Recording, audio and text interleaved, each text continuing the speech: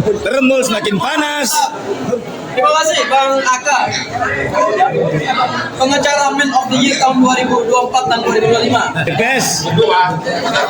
Sama Bang Jimmy juga. Ini mau Jadi gini, satu hal yang ingin saya tegaskan adalah bahwa salinan ijazah Pak Joko Widodo yang asli, salinan yang asli yang diserahkan, salinannya loh ya, salinan fotokopi yang asli yang dicap oleh UGM itu telah didapatkan oleh Pak Bonatua. Fotokopinya ya.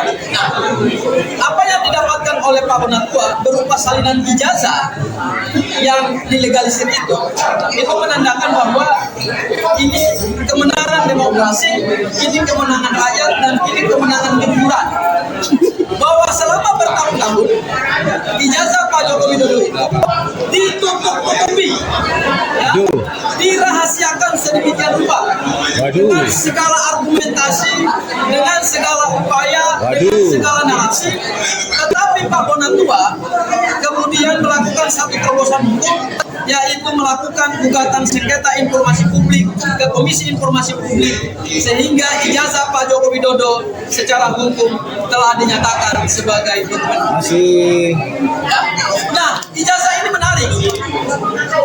Kata pihak UGM, Pak Jokowi adalah lulusan UGM. Teman-teman jangan sampai Tetapi pihak UGM tidak pernah sekalipun kalimat itu keluar dari rektor bahwa ijazah Pak Joko Widodo adalah asli.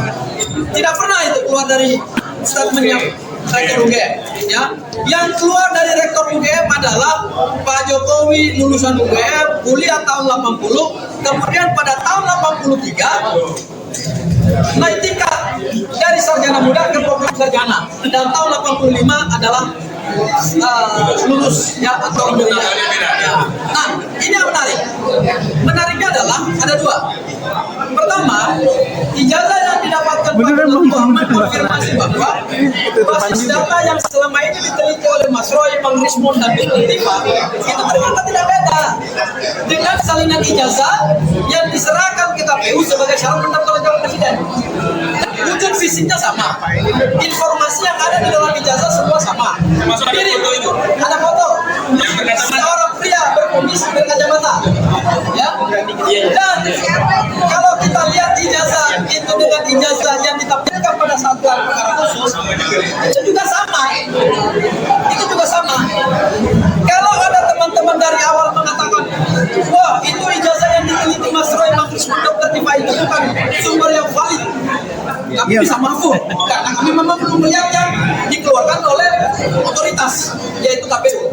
Tapi begitu dikeluarkan oleh pihak otoritas yaitu KPU karena adanya paksaan dari Komisi Informasi Publik, maka terang benderanglah ijazah ini bahwa yang diunggah oleh Dian Sandi yang didapatkan oleh Bang Bonatua di KPU dari KPU, dan yang kami lihat analognya pada saat gelar perkara khusus mengkonfirmasi bahwa ijazah itu semua sama persis, tidak ada perbedaan. Kalau dia sama persis, pertanyaannya adalah ada dua. Apakah yang diteliti oleh Mas Roy dan Bang Rismon serta Dr. Tifa itu adalah data yang tidak valid? Ternyata valid. Yang kedua, apakah hasil penelitian itu kemudian harus diminta pertanggungjawaban pidana? Ternyata hasil penelitian Mas Roy sejauh ini, dan kami yakini juga, karena tidak ada hasil penelitian tandingan dari pihak Pak Joko Widodo, maka hasil penelitian itu sepanjang tidak digugurkan oleh hasil penelitian yang sama, maka hasil penelitian itu secara ilmiah sah dan absah. Artinya mempunyai kekuatan ilmiah. Itu hal yang kedua. Hal yang ketiga adalah, ini menarik, ketika kita bicara ijazah, maka kita bicara kekuatan pembuktian. Ternyata ada banyak kejanggalan-kejanggalan yang kemudian ke depan akan terbongkar. Satu, UGM mengatakan tahun 83 Pak Joko Widodo naik kelas dari program sarjana ke program ijazah.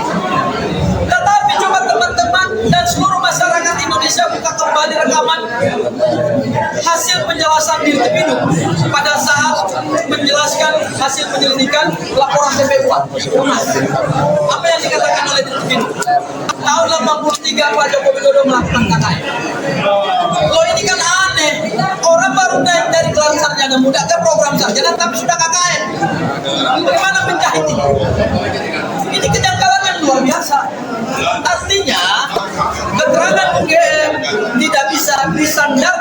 sebagai satu-satunya alat bukti.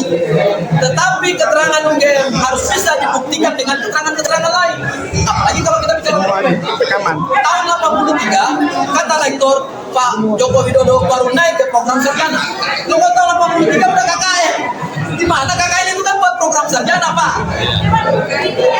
Itu kejanggalan yang pertama. Kejanggalan yang kedua, Pak Joko Widodo mengatakan bahwa saya KKN-nya tahun 85. Oke, kita ikuti Pak Joko Widodo deh. Berarti keterangan Pak Joko Widodo bertabrakan dengan keterangan resmi dari Dirtipidu. Loh, kan Dirtipidu memeriksa dokumen. Pak Jokowi kan bukan memeriksa dokumen. Pak Jokowi menjalani proses perkuliahan, ya. Tetapi keterangan Pak Joko Widodo sebagai orang yang kuliah beda dengan hasil dari resmi negara berdasarkan hasil penelitian universitas dan bidang. Ini kejanggalan yang luar biasa. Masa iya orang tahun 85 KKN, kemudian bulan November ya? November lulus. Pertanyaan kita, kapan lulus? Pertanyaan kita, kapan Pak Joko Widodo KKN? Kalau tahu, semester berapa Pak Joko Widodo KKN? Kemudian yang kedua, setelah KKN kan harus ada skripsi. Kapan dia disebut cek? Kalau Pak Joko Widodo lulus tahun 85, bersamaan dengan itu sebelumnya dia melakukan KKN, kapan dia menulis skripsi? Lah, ini kan runtutan peristiwa akademik yang harus diperhatikan secara cermat gitu. Itulah kejanggalan-kejanggalan. Ada satu lagi kejanggalan terbaru, yaitu ada istilah panggilan Jack.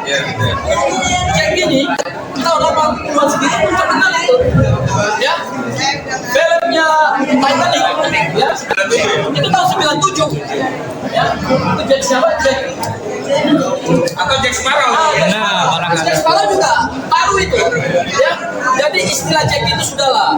Ini banyak sekali informasi-informasi yang tidak akurat menunjukkan bahwa semua kekuatan pembuktian yang dilakukan oleh Pak Joko Widodo, semua bukti, semua saksi yang dihadirkan itu kontradiksi antara satu dengan yang lain. Dan ini kalau dibawa ke persidangan, ini makin akan terbongkar barang ini. Dan rakyat akan menilai. Dan rakyat akan menilai mana yang berbohong untuk menutupi kebohongannya dan mana yang jujur berdasarkan hasil penelitian ilmiah. Itu ya. Jadi saya merasa bersyukur bahwa dukungan rakyat makin besar, makin kuat. Mudah-mudahan ini ke depan akan kita, kebenaran itu tidak bisa dihindari. Kebenaran itu sesuatu yang meskipun dilakukan rekayasa seperti apapun, kebenaran tetap kebenaran, hak tetap